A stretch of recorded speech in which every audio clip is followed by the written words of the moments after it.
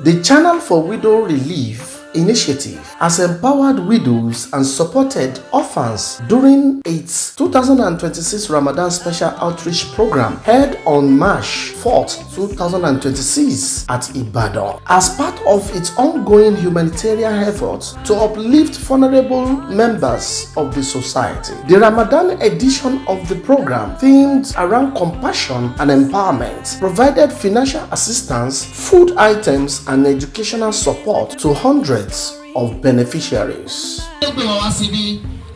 Lọ́dọọdún lóòrèkóòrè nígbà tí ẹgbẹ́ yìí bá ti ṣarajọ tí wọ́n bá ti ṣètò ètò oríṣiríṣi ní ẹgbẹ́ yìí ní Channel for Widow Relief Initiative máa ń ṣe láti lè rí wípé àwọn tí wọ́n jẹ́ widow, àwọn tí wọ́n jẹ́ wípé àwọn àti Ọlọ́run ọba ni wọ́n ń dára, láti fi ọwọ́ kún wọn lọ́wọ́ wípé wọn ò ní ráre, wọn ò ní ráàrùn.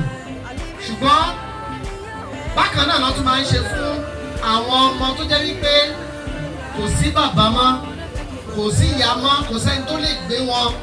Ẹgbẹ́ yìí rí wípé ó di dandan fáwọn láti ṣe ní bùkátà lórí àwọn lórí níwọ̀n bàtàgbàrà wọn bá ká láti máa ràn wọ́n wọ̀nyí lọ́wọ́. Àkànṣe orú ẹ̀ tá a máa ń ṣe nínú Ramadan òun lélẹ́yìí tá a wá ṣe ń bíbá ilé ní lágbára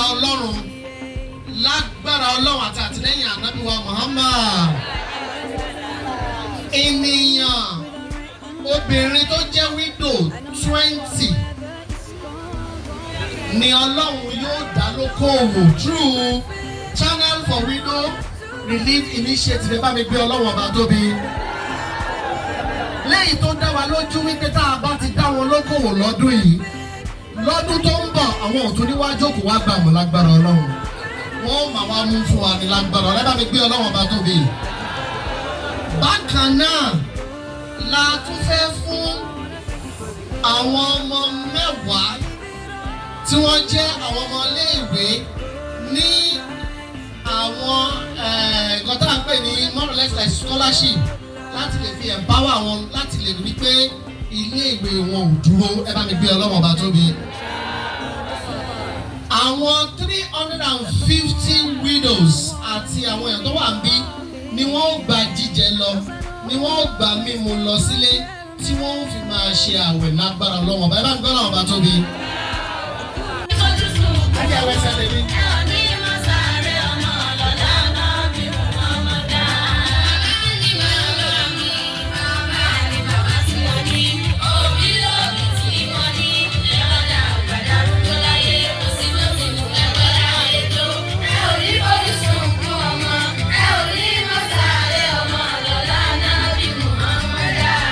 Speaking during the event, the executive director of the organization, Alhaja Fadila Obalogun, emphasized that caring for widows and orphans is an essential responsibility for every Muslim. She explained that the initiative was designed not only to provide relief but also to empower widows to become financially independent. According to her, 20 widows would receive 100,000 each as empowerment grants to establish or expand their various businesses, artisanal trades. The initiative, she said, aimed to transform beneficiaries from aid recipients into future contributors to society. She further disclosed that 10 schools orphans will receive 20,000 each to support their educational needs, including school fees and essential materials such as school bags and books. In addition, the organization distributed food items and clothing to about 350 widows, ensuring that families in need receive support during the holy months of Ramadan. Alhaja Balogun expressed their gratitude to donors and supporters of the initiative, assuring them that every contribution will be managed with transparency and accountability. She also encouraged the widows not to lose hope despite the challenges of life, reminding them that death is inevitable and that individuals must always prepare for their transition while striving to fulfill their responsibilities towards their children and families. Season of mercy, compassion, and generosity,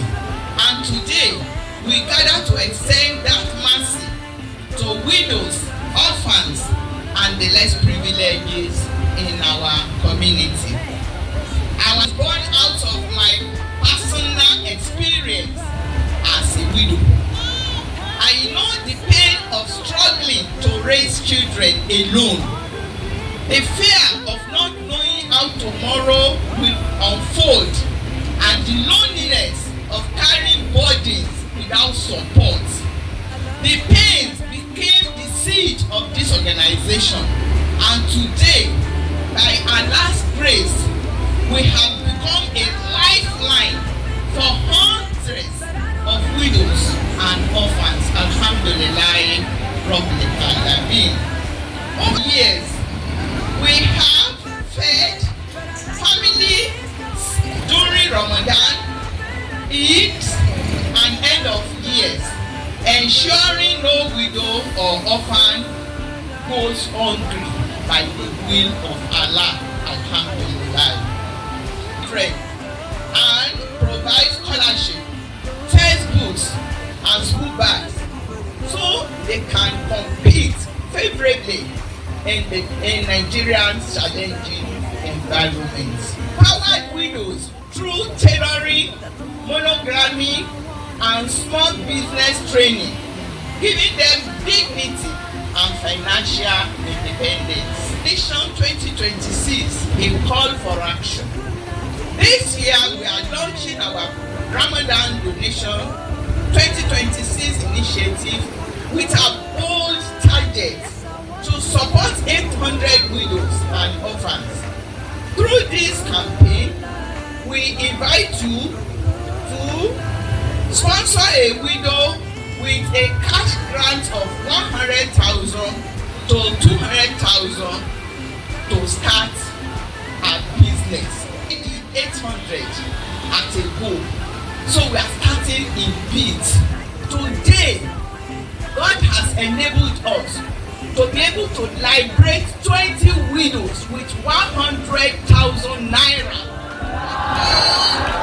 to relieve their financial burden.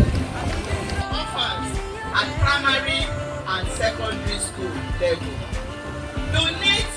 That is why you have 10 of our orphans from different schools in Ibadan to support their education with at least 20,000 and to give them these school bags to help them look like their other counterparts from other schools. Earlier in her address, the first guest speaker, Dr. Olayinka Lanlege, encouraged the widows to remain steadfast in their faith and to rely on Allah in all circumstances. She urged them to maintain patience, continue their supplication to Allah alone, and remain obedient in all aspects of their life. She encouraged them to hold firmly to the sustainable care of Allah, to extend their supplication only to Him, and He will be sufficient for them in all their challenges. Iṣẹ́, work is remedy for poverty. Iṣẹ́ ni oògùn iṣẹ́. Múra sí iṣẹ́ ọ̀rẹ́ mi. Iṣẹ́ la fi ń dẹni gíga. Bí a kò bá rẹ́ni fẹ̀yìntì, bí ọ̀lẹ là ń rí. Bí a kò bá rẹ́ni gbẹ́kẹ̀lé, à ń tẹra mọ́ṣẹ́ ni. Ìyá rẹ̀ lè lówó lọ́wọ́. Bàbá rẹ̀ lè lẹ́ṣin lẹ́ẹ̀kan. Bí o bá gbójúlé wọn, ó tẹ́tán ni mo sọ fún ẹ. Ìyà ń bọ̀ fún ọmọ tí ẹkún ń bọ̀ fún ọmọ tó ń sá kiri. Má fòwúrọ̀ rẹ ṣeré ara mi. Múra síṣẹ́ ọjọ́ mi. Ẹ bá gbọ́rọ̀ tóbi. Tí èèyàn bá rí àwọn ìpèníjà kan, bí ó ṣe wà nínú àyá Al-Qur'an ọ̀rọ̀ náà, ìyá wa Ájára, kí Ọlọ́run bá wa ṣe àpọ́nlé fún wọn, bá a ṣètẹ́ fún wọn. Nígbà tí ànábì wa Ibrahim alayhi salatu wa salam tí wọ́n gbé wọn lọ sínú desert, tí ò sẹ́bí, tí ò sára, tí ò sí nǹkan kan, wọ́n wá yípo pẹ̀lú ọmọ kékeré ànábì wa Ismail. Ó wá alayhi salatu wa salam ipe ṣé Ọlọ́run ọba rẹ ló ní kó gbé wá síbí. Ó ní bẹ́ẹ̀ ni tó ó dẹ̀ gbà lọ. Kò wá dúró sójú kan o. ó wá mú láti oko Sàfà àti Mọ́ríwà tó ń sá àwọn tọ́lọ́run ti ṣe àánú láti rí hajj lọ. Tí a bá mọ bí oko Sàfà àti Mọ́ríwà ká sáré láàrin ẹ̀ lẹ́ẹ̀méje, bẹ́ẹ̀ ni àbí bẹ́ẹ̀ kọ́? tó kò dúró lójú kan, ó ń sálọ sábọ̀ lẹ́ẹ̀méje kó tó wá rí i pé omi wá ń sẹ̀ tí ó fi rí fún ọmọ òun tóun ló fi mu.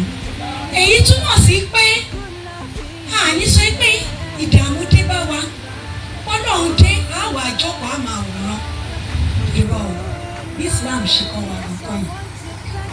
Ìyá wa Khadija radiyallahu anha, ìgbà tí àwọn náà wà pẹ̀lú Ànábì wa Muhammad sallallahu, wọ́n ju ara wọn lẹ̀ ipe pẹ̀lú ipò pẹ̀lú ọlá wọ́n filẹ̀ tí wọ́n fi fún Ànábì wa Muhammad sallallahu láti fi ṣe Islam.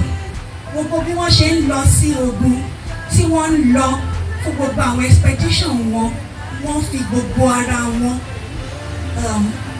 nurse, wọ́n fi ara wọn, wọ́n fi owó, wọ́n fi jàjà Islam. She was a rich businesswoman. Nítorí wọn jókòó lẹ́ẹ̀lé tí wọ́n fi ṣe lórí pé business wọn náà fi mọ Ànábì wa Muhammad sallallahu ní pé torí ẹni alamin, ẹni tó ṣe ìtòótọ́ òní wọ́n fi mọ̀. Àwọn náà jókòó ní pé wọ́n fọwọ́ lérán, wọ́n retí pé kí gbogbo nǹkan wá bá wọn. Ìyá wa Aisha radiyallahu anha, ìgbà tí àgbà wa oríṣiríṣi la rí tí wọ́n fi sọ. Àwọn kan sọ pé at the age of 18, àwọn kan ní at the age of 28 ni wọ́n wà nígbà tí Ànábì wa Muhammad sallallahu fi kú. Ìgbà tí wọ́n dẹ̀ fi wà, wọn ò dẹ̀ tún wọ́n ṣe pé wọ́n kọ́. She was a scholar, she was a lecturer.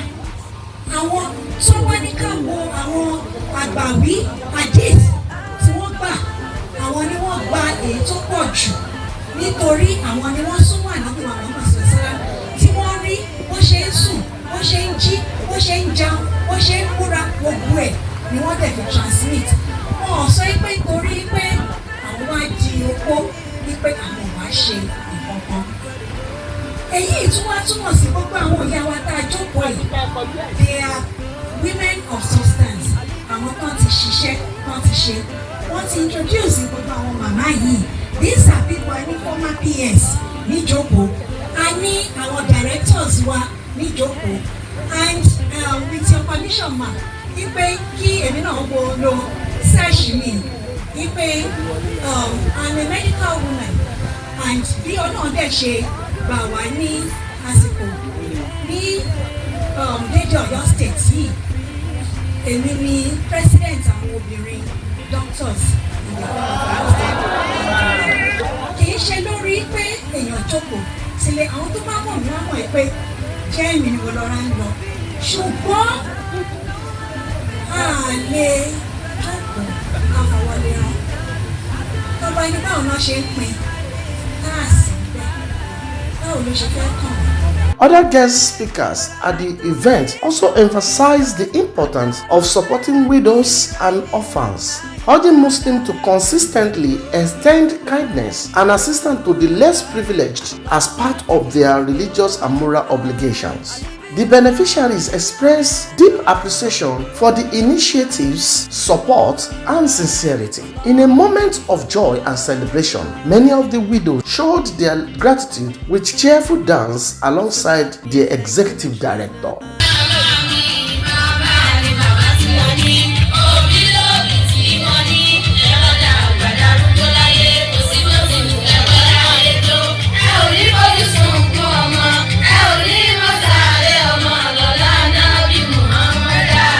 The empowerment grants were administered through a transparent process, with funds transferred directly to the beneficiaries' accounts and confirmation received instantly during the event. Similarly, The food distribution exercise was conducted in an organized manner, with widows served in group and supported with transportation to ensure their return home safely with their items. A special prayer session was also held for the executive director of the organization. The prayer was led by Madam Etu Sadiq, popularly known as a blind DJ, who many attendees described as a unique and inspirational figure. 1996 ni mo ti rí ọgbẹ̀yìn. That is about 30 years ago. But èyí tó dájú ni pé èyí tó pọ̀ jù nínú wa mo ṣe wájú wa débí láti set àwọn speaker. Kí ni mo fẹ́ ká dìmú ká mú lọ lé? Ó dáa kéèyàn bọ́lọ̀ dúró ní gbogbo ohun tó wù kó ṣẹlẹ̀ sí. Ọmọ mẹ́ta ló ti jáde yunifásitì báyìí. Mo sọ eléyìí kó má wà jẹ́ lamentation fẹ́ni tó ní challenges tó wò pé bóòlù ń ṣe máa ṣọ̀rọ̀ ohun. Èyí tó dájú ní pé ẹ jẹ́ ká dúró tọlọ́hun. Wọ́n wá ń fi àìríran láti 1996 mo fi ń bẹ lọ́hùn fún màmá wa Balógun àti gbogbo àwọn tí wọ́n kún wọn lọ́wọ́. Ọlọ́run o, ìwọ ló là náà wá o. Òní ọwọ́ rẹ ló wà o. Ó sì dájú pé kò sẹ́ni tó máa control ọ̀la lẹ́yìn ìwọ Ọlọ́run. Wọ́n lábàákà nàbí Muhammad. Màmá yìí ń pín ìdùnnú, wọ́n distribute ìdùnnú, wọ́n jẹ́ conduit fún ìdùnnú. Ọlọ́run má bà wọ́n nú jẹ́ láyé. Alábàákà nàbí Muhammad. Ọlágbára tọ́lọ́run fi ń jọlọ́run. Mo bẹ̀ ọ́ ní Ọlọ́run. Kéèyàn máa ṣe nǹkan báyìí, ó dáa púpọ̀, jẹ́ kẹ́mi wọn ó gùn láti máa ṣe Ọlọ́run. Wọ́n tún wá ń wá làáfíà fún oníkálukú. Ọlọ́run jẹ́ ká làáfíà tí wọ́n máa lékún Ọlọ́run. Gbogbo àwọn èso tó fún wọn pátápátá. Ọlọ́run o, báwa dì wọ́n mú kíbi tán bá wà Ọlọ́run. Báwa wà pẹ̀lú wọn Ọlọ́run. Má jẹ́ kán sunkún lórí ẹnikẹ́ni nínú wọn. Ọlábàákà nàbí Muhammad. Ọlágbára tọ́lọ̀ fi ń jọlọ. Bismillahirrahmanirrahim. Inna fatahna laka fathan mubina liyaghfira laka Allahu ma taqaddama min dhanbika wa ma ta'akhkhara wa yutimma ni'matahu 'alayka wa yahdiyaka siratan mustaqima wa yansuraka Allahu nasran azizan. Bismillahirrahmanirrahim. Wa daraba lana masalan wa nasiya khalqahu. قال من يؤتي العظام وهي رميم قل يحيي الذي أنشأها أول مرة وهو بكل خلق عليم. In a welcome remark, the chairperson of the board of directors thanked Allah for granting the organization another successful empowerment and food distribution program. She also commended the executive director for her dedication, sincerity, and leadership, noting that her efforts have elevated the organization to highly respected position among similar humanitarian groups. A dúpẹ́ fún Ọlọ́run pé Ramadan tọdún ó tún bá wa láyé, ó bá wa láàyè. Àwa náà ní léṣì, àwa náà ní lọ́dún. Ọlọ́run kó wá wo títóbi rẹ̀, kó wo àánú rẹ̀, kó yẹ ká tún ṣe ọ̀pọ̀lọpọ̀ ọdún nínú àlàáfíà. A ti bẹ̀rẹ̀ Ramadan tọdún pẹ̀lú bísímìláì. Ọlọ́run nínú àánú rẹ̀ kó yẹ ká yọrí ẹ̀ pẹ̀lú alhamdulillah. A dúpẹ́ fún Ọlọ́run, Ọlọ́run kó má bà ọpẹ́ wa jẹ́. Àkórí wa lónìí, bá a ṣe máa ṣe lọ́dọọdún ní inú ẹgbẹ́ onípẹ́tọ́ láti di àsìkò àwẹ̀ báyìí a máa ń fún àwọn opó ní ntí ó ṣeé ṣe ó bí díẹ̀ nínú bùkátà oúnjẹ inú àwẹ̀ a máa ń fi tàwọn lọ́rẹ a máa ń fún wọn ní aṣọ níwọ̀nba a sì máa ń dúpẹ́ àwọn ọmọ àwọn òrukàn a máa ń dùn wọ́n nínú nípa pé ká ràn wọ́n lọ́wọ́ lórí ọ̀rọ̀ ẹ̀kọ́ wọn gbogbo ẹ̀ ní olùdarí iléeṣẹ́ yìí náà ti yànnàná fún wa nígbà tí wọ́n ń sọ̀rọ̀ gbogbo ẹ̀ náà ni mo sì fẹ́ kí a fi ara balẹ̀ ká gbọ́ torí tẹ́lẹ̀tẹ́lẹ̀ rí àti empower àwọn obìnrin nípa pé poultry àfún wọn lẹ́dìyẹ oògùn tó fi máa tọ́jú wọn gbogbo tán nílò àfún wọn.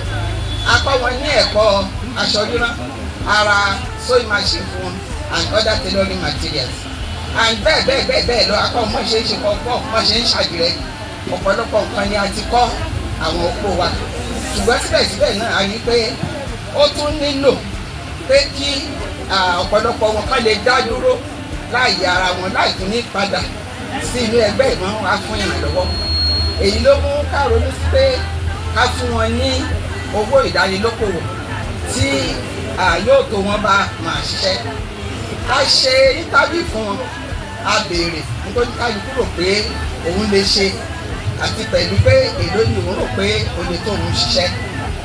Ṣùgbọ́n nígbà tá a dà sọ́kùn tá a dà sósì a rí wípé ọ̀pọ̀lọpọ̀ tí ẹni mi lérò pé òun lè máa ṣe kò ní rọrùn fún iléeṣẹ́ láti lè gbé bùkátà bẹ́ẹ̀ torí ayé lára wọn tó sọ wípé òun á nílò tó $1 million. Pé ẹnìyẹn ṣe rí pé nǹkan ò nílò kó ṣe pọ̀ tẹ́lẹ̀ ṣùgbọ́n síbẹ̀síbẹ̀ nígbà tá a foríkorí nínú iléeṣẹ́ pẹ̀lú àtìlẹ́yìn àwọn tí wọ́n ràn wá lọ́wọ́ àbí pé tá a bá lè sponsor wọn pẹ̀lú between 100,000 and 200,000 it will go a long way helping them. So nǹkan àwa arrive àti lónìí ni wípé àwọn tí wọ́n ràn wá lọ́wọ́ kan fúnra wọn náà máa transfer owó yìí sínú àkáǹtì àwọn owó kótà ti select. Àwọn ètò wá ṣe 20 widows la intend láti empower lónìí. Nínú wọn àwọn ẹjọ́ náà sì wá ní máa bá wa send owó rẹ̀ sí wọn directly. Àwọn ètò bá kù àwa náà send ẹ̀ sí wọn. Ibi tá a jókòó náà ni aláàtì ó ti máa dún tó ní kájú àti lè dìde kọ̀ọ̀rọ̀ pé mo ti rí aláàtì owó tèmi. Nípa bẹ́ẹ̀ kí Ọlọ́run nínú àánú rẹ̀ kó má pín gbogbo àwọn tí wọ́n ràn wá lọ́wọ́ kó má pín wọn nípa. Tó bá jẹ́ kó ṣeé ṣe fún mi ni orúnkún méjèèjì ni ìgbà fi kúnlẹ̀ láti dúpẹ́ fún àwọn tó ń gbé wa nípò pé tí kì bá ṣe ọlá wọn àti ọlá Ọlọ́run gbogbo ilé ìta dá sílẹ̀ yìí kò ní rọrùn láti ṣe. Wọ́n yà lè jẹ́wọ́ kò gbẹ́rù dàrẹ́tọ̀ ti sọ́yẹ̀ kan pé a ní láti tímọ̀ ká pọ̀ láti ṣe yìí. Nípa bẹ́ẹ̀ a ṣe láti máa dúpẹ́ lọ́wọ́ àwọn tí wọ́n ràn wá lọ́wọ́ gbogbo ìgbà náà ràn wá lọ́wọ́. Bàbá tẹ̀sí wọn náà wẹ̀ nínú iléyá nínú Christmas wọn ń ta wá lóhùn. Ọlọ́run ní kí àwọn náà nípa Ọlọ́run nínú àánú rẹ̀ yóò máa bá yín sí àpò wọn. Founded in 2011, the Channel for Widow Relief Initiative has continued to serve as a beacon of hope for widows and orphans through food support, healthcare assistance, educational sponsorship, skill acquisition, and economic empowerment programs across communities. The organization reiterated its commitment to expand its humanitarian intervention and called on individuals and corporate bodies to continue supporting its mission of restoring dignity and hope to widows and their family. EL-QASIMIE reporting.